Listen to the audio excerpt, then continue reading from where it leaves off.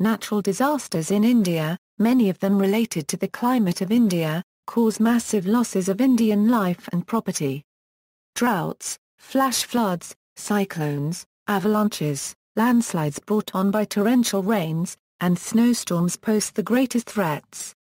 Other dangers include frequent summer dust storms, which usually track from north to south.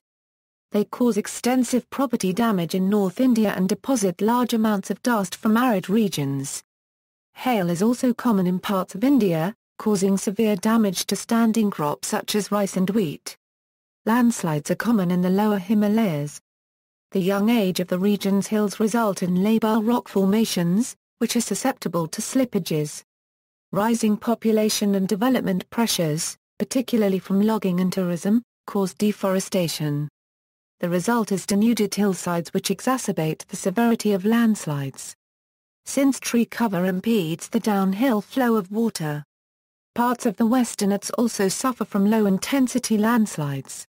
Avalanches occurrences are common in Kashmir, Himachal Pradesh, and Sikkim. Floods are the most common natural disaster in India.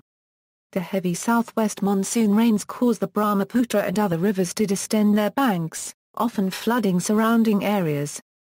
Though they provide rice paddy farmers with a largely dependable source of natural irrigation and fertilization, the floods can kill thousands and displace millions. Excess, erratic, or untimely monsoon rainfall may also wash away or otherwise ruin crops. Almost all of India is flood-prone, and extreme precipitation events, such as flash floods and torrential rains, have become increasingly common in central India over the past several decades, coinciding with rising temperatures.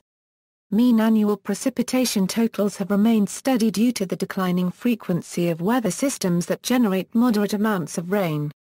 A natural disaster might be caused by earthquakes, flooding, volcanic eruption, landslide, hurricanes etc. In order to be classified as a disaster, it will have profound environmental effect and/or human loss and frequently incurs financial loss. Acute cyclones in India intertropical convergence zone may affect thousands of Indians living in the coastal regions. Tropical cyclogenesis is particularly common in the northern reaches of the Indian Ocean in and around the Bay of Bengal. Cyclones bring with them heavy rains, storm surges, and winds that often cut affected areas off from relief and supplies. In the North Indian Ocean basin, the cyclone season runs from April to December, with peak activity between May and November.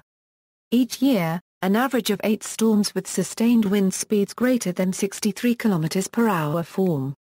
Of these, 2 strengthen into true tropical cyclones, which have sustained gusts greater than 117 km per hour. On average, a major cyclone develops every other year. During summer, the Bay of Bengal is subject to intense heating, giving rise to humid and unstable air masses that produce cyclones.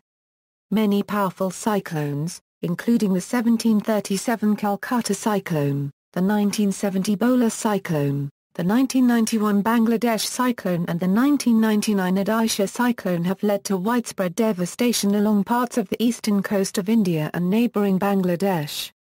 Widespread death and property destruction are reported every year in exposed coastal states such as Andhra Pradesh, Orissa, Tamil Nadu, and West Bengal. India's western coast, bordering the more placid Arabian Sea, experiences cyclones only rarely. These mainly strike Gujarat and, less frequently, Kerala. In terms of damage and loss of life, Cyclone O5b, a supercyclone that struck Orissa on October 29, 1999, was the worst in more than a quarter century. With peak winds of 160 miles per hour, it was the equivalent of a Category 5 hurricane. Almost 2 million people were left homeless. Another 20 million people's lives were disrupted by the cyclone. Officially, 9,803 people died from the storm. Unofficial estimates place the death toll at over 10,100. Citations. Further reading